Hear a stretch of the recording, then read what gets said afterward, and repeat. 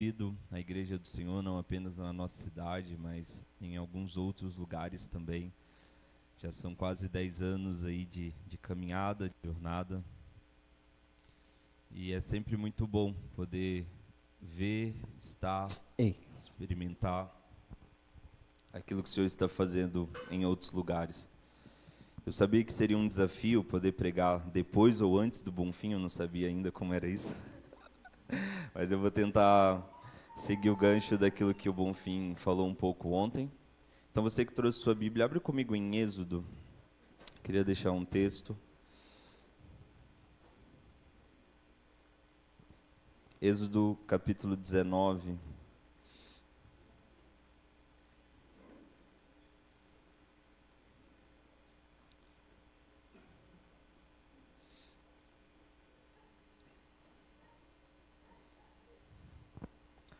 Nós vamos ler do verso 1 ao verso 6. E diz assim: No dia em que se completaram 3 meses que os israelitas haviam saído do Egito, chegaram ao deserto de Sinai. Depois de saírem de Refidim, entraram no deserto de Sinai, e Israel acampou ali diante do monte. Verso 3. Logo Moisés subiu ao monte para encontrar-se com Deus, e o Senhor o chamou do monte, dizendo: Diga as seguintes palavras aos descendentes de Jacó e declare aos israelitas: Vocês viram o que fiz ao Egito e como os transportei sobre as asas da águia e os trouxe para junto de mim. Verso 5. Agora, se me obedecerem fielmente e guardarem a minha aliança, vocês serão o meu tesouro pessoal dentre todas as nações. Embora toda a terra seja minha, vocês serão para mim um reino de sacerdotes e uma nação santa. Essas são as palavras que você dirá aos israelitas. Amém? Senhor, essa é a tua palavra, fale aos nossos corações. Ontem, o Bonfim, ele estava falando a respeito de Oséias 6, e é interessante que o profeta, ele começa com um chamado: voltemos ao Senhor. E eu creio que esses dias, o que nós estamos fazendo aqui nessa conferência é voltar os nossos corações ao Senhor. E ouvimos ontem que esse voltar ao Senhor tem a ver também com os próximos passos que iremos dar. Não é simplesmente voltarmos, estarmos em uma inatividade, mas é voltarmos para conhecermos o Senhor e prosseguirmos em conhecer o Senhor. Eu tenho para mim que o que Oséias ali está dizendo não é simplesmente conhecer de uma forma teológica ou apenas de um conhecimento intelectual, mas Oséias, ele está comunicando o povo a reconhecer quem é o seu Senhor. Nós temos ali no início da carta meio que uma parabolização, né? Meio que Oséias, ele se encarna a mensagem, ele se casa com uma prostituta, e essa prostituta é o cenário, né? A imagem daquele povo. Então, o que a mensagem do Senhor àquele povo é: abandone os outros maridos e reconheça quem é o seu Senhor. Reconheça quem de fato é o seu Deus, reconheça quem de fato é o seu marido. E ontem o Bonfim, ele finalizou fazendo ali um paralelo com a história da mulher samaritana. Isso é interessante, porque quando Jesus encontra aquela mulher ali em João 4, ela vai dizer que já estava no 5º marido, e aquele a qual ela estava não era o seu marido. Eu sei que ali eles não estavam falando em hebraico, mas talvez se Jesus ali estivesse dizendo em hebraico, Jesus estaria perguntando a ela: quem é o seu Baal? Quem é o seu Deus? Quais são os seus maridos? Fale para mim quais são os seus maridos, porque o sentimento daquela mulher era meio que de abandono.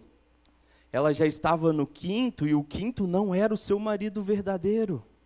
Até que ela encontrou com aquele homem que mudou a sua história, mudou a sua vida, e ela deixou então toda aquela história para trás. Então eu sinto que o desejo do Senhor nesses dias a nós é que a gente reconheça quem é o Senhor dos nossos corações. E não é apenas um convite a uma conferência, mas eu sinto que é um chamado de todo um povo. O Senhor tem chamado nesses dias a igreja do Brasil a reconhecer quem é o seu Senhor, quem é o seu Deus. Mediante a tanta idolatria, mediante a tanto nome dos homens, a voz do Senhor nesses dias a nós é: quem é o nosso marido? Quem é o Senhor dos nossos corações? Calvino, ele falava que o coração do homem é uma fábrica de ídolos, e isso é uma verdade. A todo momento nós estamos nos apegando a novas tendências, a novos amores, e há uma guerra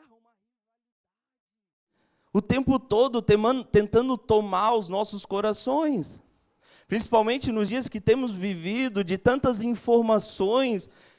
Nós estamos vivendo uma overdose de conhecimento, o tempo todo a gente está ouvindo, vendo coisas novas, isso tudo tem tomado o nosso amor, tem roubado a nossa paixão, que deveria ser totalmente do Senhor. Por isso que para começarmos a conhecer o Senhor, precisamos reconhecê-lo, precisamos eliminar dos nossos corações tudo aquilo que tem roubado o nosso amor ao Deus verdadeiro. E essa é a narrativa que encontramos aqui no Êxodo. Deixa-me fazer um panorama bem rápido. Êxodo de 1 ao 15, Deus ele está libertando o povo do Egito. Êxodo 15 ao 19, eles estão a caminho do Sinai. Êxodo 20 a 24, a entrega das 10 palavras, a entrega da aliança, a entrega da lei. 25 a 40, a presença de Deus no meio do povo. Eu vejo que o coração do livro de Êxodo é a presença de Deus. Mais que a gente olha para o livro e a gente se depara com leis, a gente se depara com momentos bem específicos, a qual o Senhor está passando a planta do templo, especificações, mas o coração do Êxodo é a presença de Deus. E há pelo menos 3 coisas que temos aqui. A primeira é que nesse momento em que o povo ele está diante ali do Sinai e Moisés sobe para ouvir o Senhor, é a primeira vez que Deus ele está comunicando a todo o seu povo. Até então o Senhor falava com indivíduos, mas aqui o Senhor está encontrando com todo o seu povo. É a primeira vez na Bíblia que vamos ver Deus falando a todo um povo. Não apenas falando, mas também mandando, deixando impresso, registrando. E nós vamos ver em Êxodo 31 que esse registro era meio que em 2 partes, era como se houvesse 2 contratos ali. Uma via, um contrato de 2 vias. Então o que nós temos aqui nesses registros é um contrato da parte do Senhor. A segunda coisa é como nós olhamos para a lei, como nós pensamos a lei. Nós temos a tendência de eliminar tudo aquilo que é regra, tudo aquilo que é lei, tudo aquilo que é sistematização. Mas a lei sempre houve, sempre existiu. Principalmente nós brasileiros temos um grande problema com lei, né? A placa está 60, a gente anda 80. E acha que está tudo certo. Mas aqui, Deus ele está passando instruções a esse povo em como eles viveriam diante da presença do Senhor. Então não é um livro apenas de conjunto de regras, mas Deus está mostrando a esse povo como esse povo iria se comportar diante da presença do Senhor. E a terceira coisa é que esse contrato é um contrato de casamento. O que Deus está entregando a esse povo é um contrato de casamento, é um contrato de exclusividade. Deus ele retira o povo ali do Egito, Deus liberta esse povo, Deus livra o povo das amarras do pecado, e Deus então passa a revelar quem ele é a esse povo. Quando a gente vai ver em Êxodo 3, Deus falando também a primeira vez o seu nome, ele dizendo, eu sou Yahweh. Ele está dizendo, entregando àquele povo quem de fato ele é. Então o que nós encontramos aqui é um Deus que está se revelando. É um Deus que está se mostrando a todo um povo quem ele é. A um povo que desde Gênesis 3 está vagueando pela terra, está como peregrinos na terra, está como aqueles que estão à procura de lugares estáveis e confortáveis ao seu coração. Até que começa aqui todo esse processo e o Senhor então passa a se mostrar quem Ele é a esse povo. Ele liberta, Ele retira do Egito, Ele fala quem Ele é, Ele começa a demonstrar quem Ele é, e Ele começa a chamar esse povo a um relacionamento de exclusividade. Veja comigo o verso 5 que nós lemos.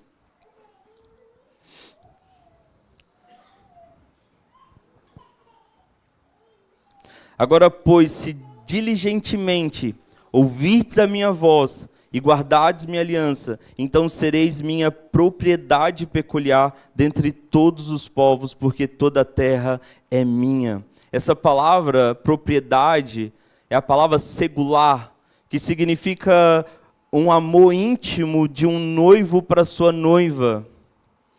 O que o Senhor aqui está falando ao povo é, eu quero que você seja minha noiva. Eu quero que você seja um povo exclusivo para mim.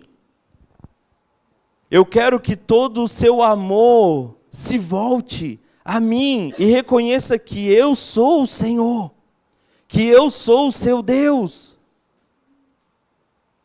O convite aqui no Êxodo é um convite de casamento. É um convite de um relacionamento íntimo, profundo, experimental. E não apenas um conhecimento que mexe com a nossa cabeça, não é apenas um conhecimento de informações, mas é um conhecimento real, verdadeiro. Então ele está chamando esse povo a amá-lo de todo o coração. Podemos dividir as 10 palavras da aliança em duas partes.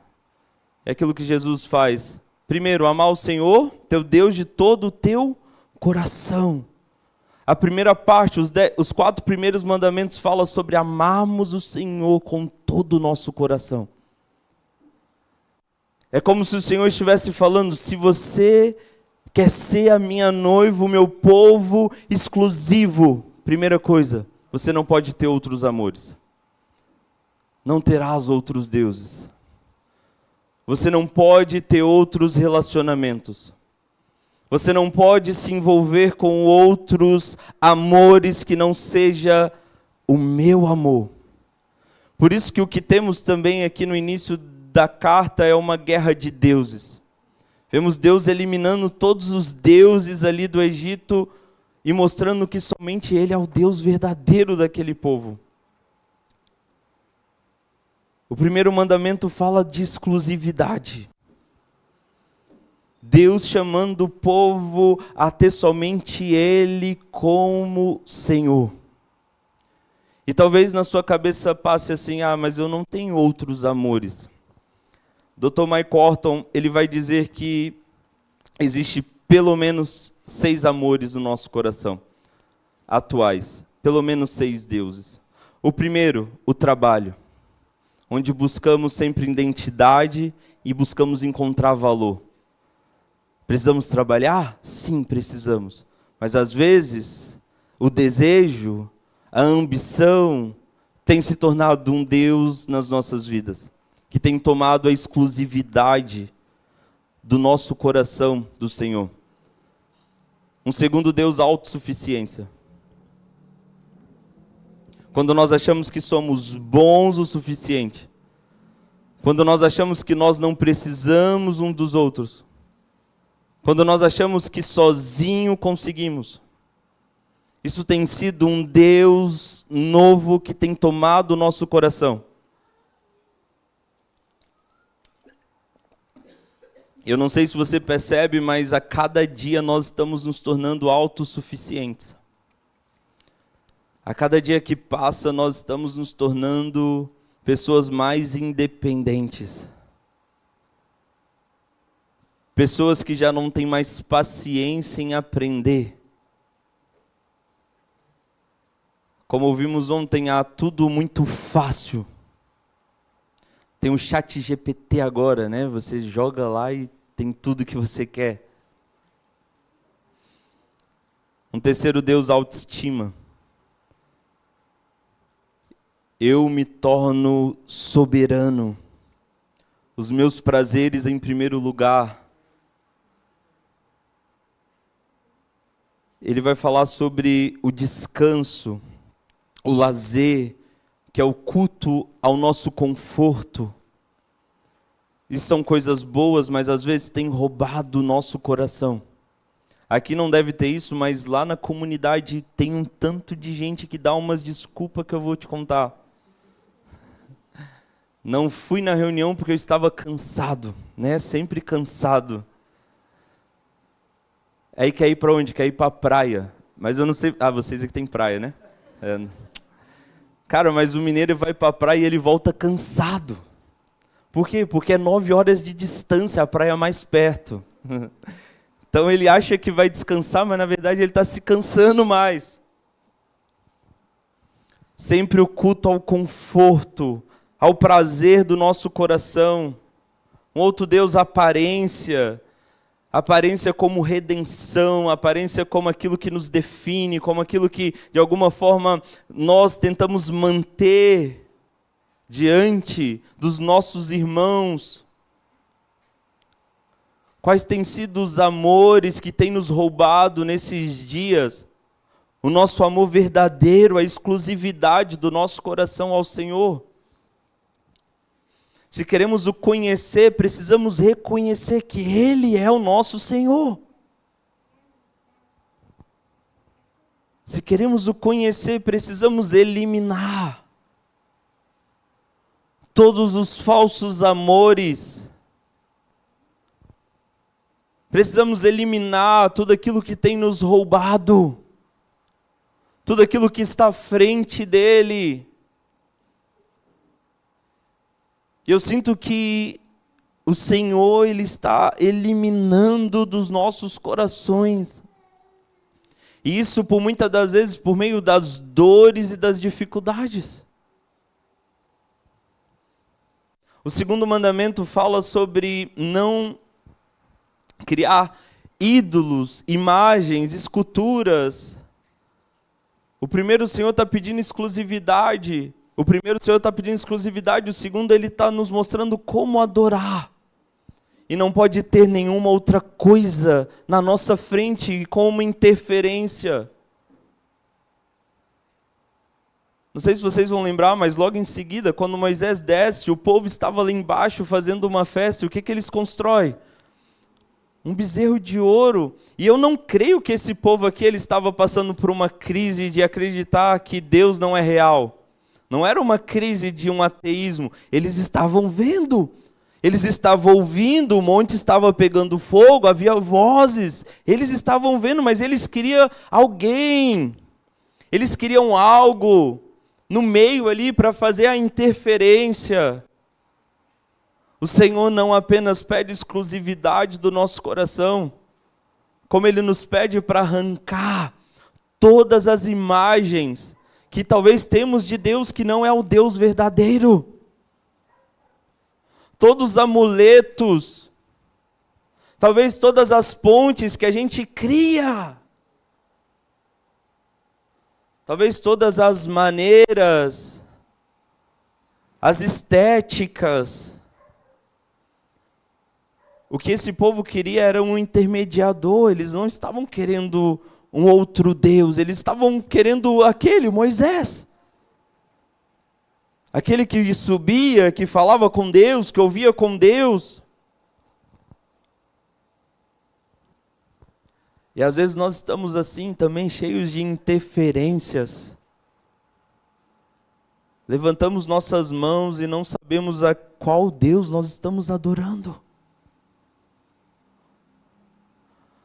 Às vezes nos acostumamos com determinadas músicas,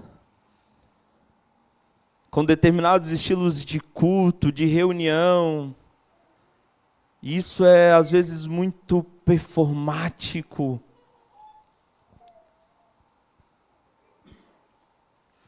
Esses dias eu postei um texto falando sobre e se as pessoas começarem a cansar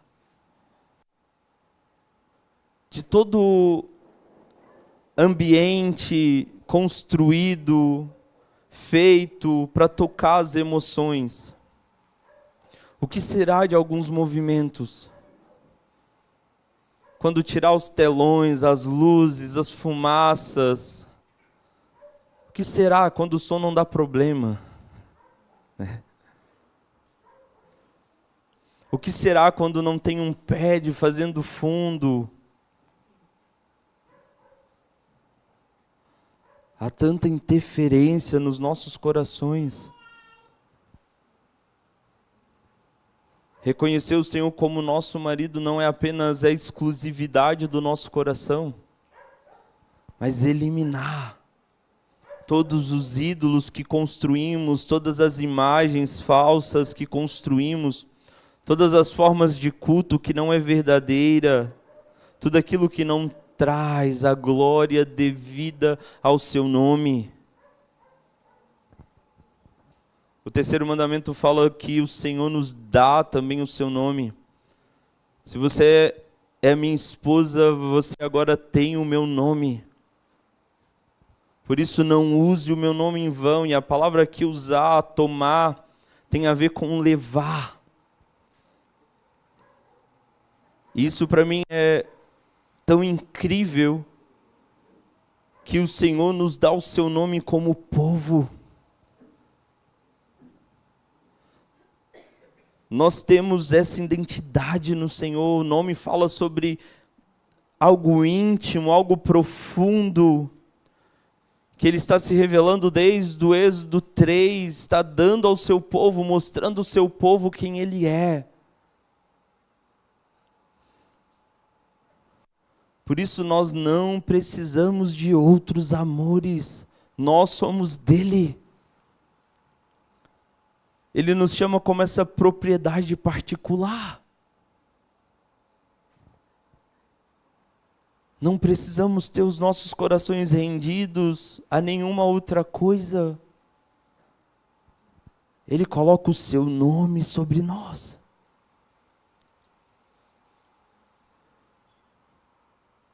E Ele está nos ensinando como nos comportarmos diante da sua presença. Em reconhecer, nós temos o nome do Senhor sobre nós. Ele nos deu o seu nome. E como temos levado esse nome. O quarto mandamento, fechando essa parte, fala sobre o tempo. Todo o tempo é dele.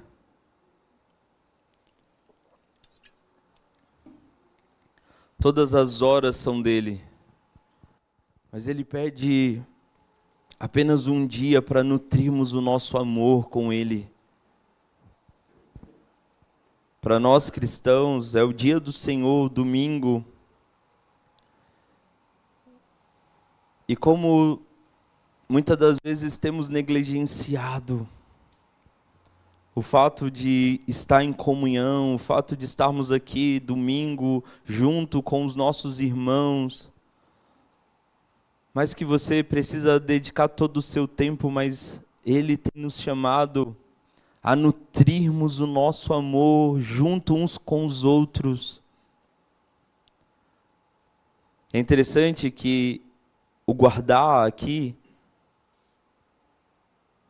o guardar o sétimo dia fala muito a respeito da presença de Deus ser esse lugar de descanso do nosso coração. E a sensação é que nós estamos sempre cansados, porque nós não estamos conseguindo descansar nele, em quem ele verdadeiramente é.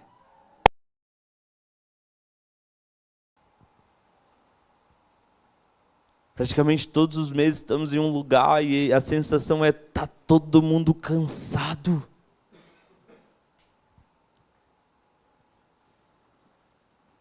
Cansado de grandes eventos, cansado de grandes promessas, sempre a promessa do novo, algo novo vai vir, algo novo vai vir, algo novo vai acontecer. Eu não sei você, mas a nossa geração foi bombardeada de informações, de coisas novas. E sempre na expectativa de que algo vai acontecer e nada acontece.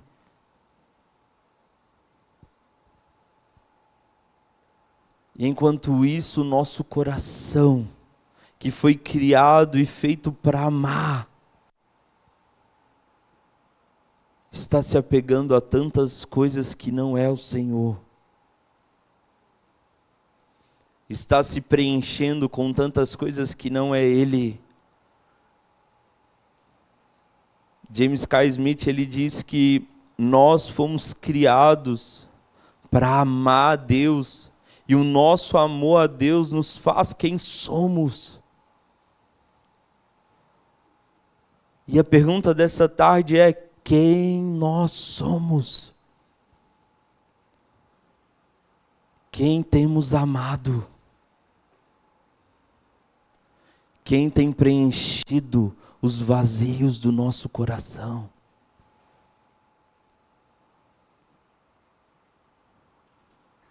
Quais são os desejos que têm orquestrado a sua vida?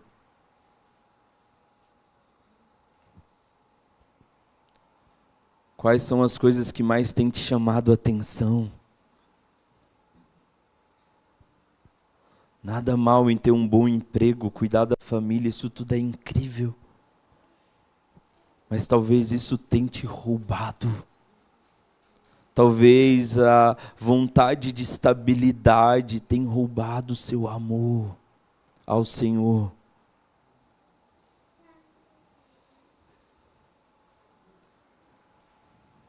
Qual é a maneira que temos adorado a Ele? Porque nós cantamos.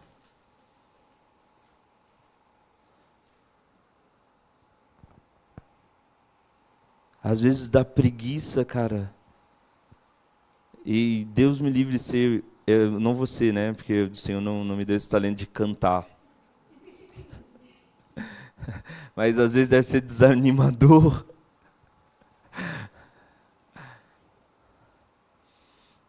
Parece que vieram para um show. Estão esperando a próxima canção legal. Estão esperando o tom que toca a emoção. O que tem sido de interferência, o que tem roubado o nosso coração dele? Quais são as coisas, e precisamos começar a identificar quais são as coisas que não têm nos permitido reconhecê-lo como nosso Senhor.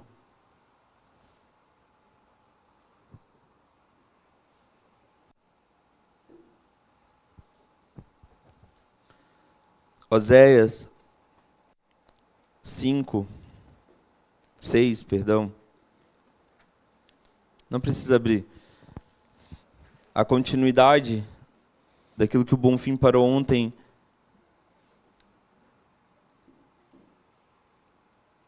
No verso 4 é assim: que posso fazer com você, Efraim?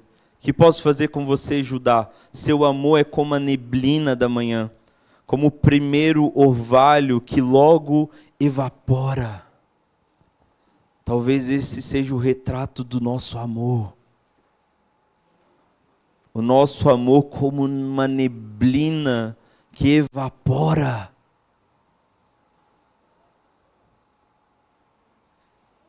Os nossos desejos pelo Senhor são como coisas passageiras. Por isso há tanta inconstância. Por isso que não conseguimos reconhecê-lo e prosseguir em conhecer quem Ele é. Porque é frágil o nosso amor.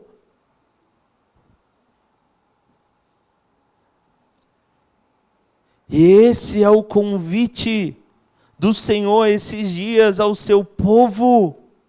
Voltem. E não é uma volta de qualquer forma. Não é uma volta apenas com o exterior, mas é uma volta profunda. Não rasgando as vestes, mas rasgando o nosso coração. Não é simplesmente performático, mas é limpando os nossos corações. O que Deus faz no início do Êxodo é limpando. É uma guerra de deuses. Eliminando do coração daquele povo e mostrando que somente Ele é o Deus verdadeiro. E no Sinai, então, esse convite à exclusividade.